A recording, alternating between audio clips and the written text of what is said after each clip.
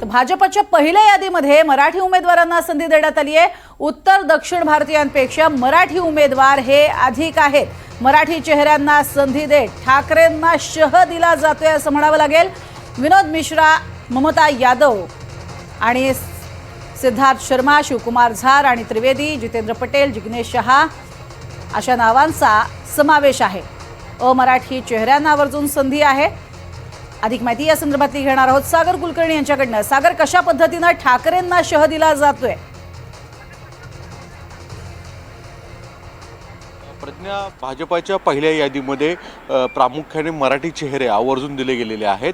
आपणास माहीत आहे की भाजपावर मुळात उबाठा असेल किंवा मनसे असेल यांच्या वतीने वारंवार आरोप केला जातो की अमराठी चेहरे आवर्जून देतात आणि मराठी माणसावर अन्याय करतात। पण पहिल्या यादीमध्ये जवळपास 70 यादी जणांची एबी फॉर्मची यादी समोर येते।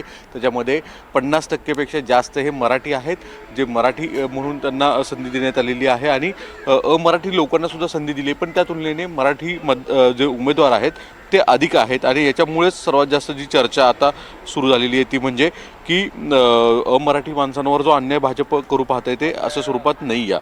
आपण जर पहिल्यांदा प्रामुख्याने या आधीचं हे वैशिष्ट्य पाहिलं तर याच्यामध्ये घराणेशाहीचं तर आहेच आहे। अर्थात नार्वेकर कुटुंबियांमध्ये तिघांना दिलेलं आहे। राजपुरोहितांचा मुलगा आकाश शराफ परत एकदा संधी दिलेली आहे। किरीट सोमय्याच्या मुलाला सुद्धा संधी पहिल्या यादीमध्ये दिलेली दिसून येते। पण त्याचवेळी भाजपने पहिल्या यादीमध्ये मराठी चेहरे जे आहेत त्यांना आवर्जून दिलेले आहे। काँग्रेस आणि उबाटामधून ज्यांनी पक्षप्रवेश केला म्हणजे घोसाळकर असतील त्यांना सुद्धा यादीत घेतलेलं आहे। कोरगावकर म्हणून ज्या काँग्रेसमधून भाजपात आले त्यांना सुद्धा पहिल्या यादीमध्ये स्थान दिलेलं दिसून येतं।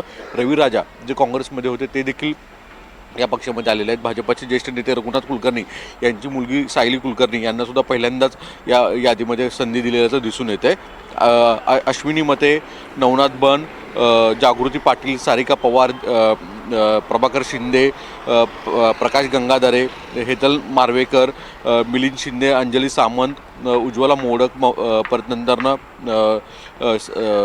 संदीप आहे, प्रीती साटम, सिद्धार्थ शर्मा, प्रतिभा शिंदे अशी अनेक जी नावं आहेत की ज्याच्यामध्ये प्रामुख्याने जे मराठी आणि अमराठी असे सगळे नावं समोर दिसत आहेत।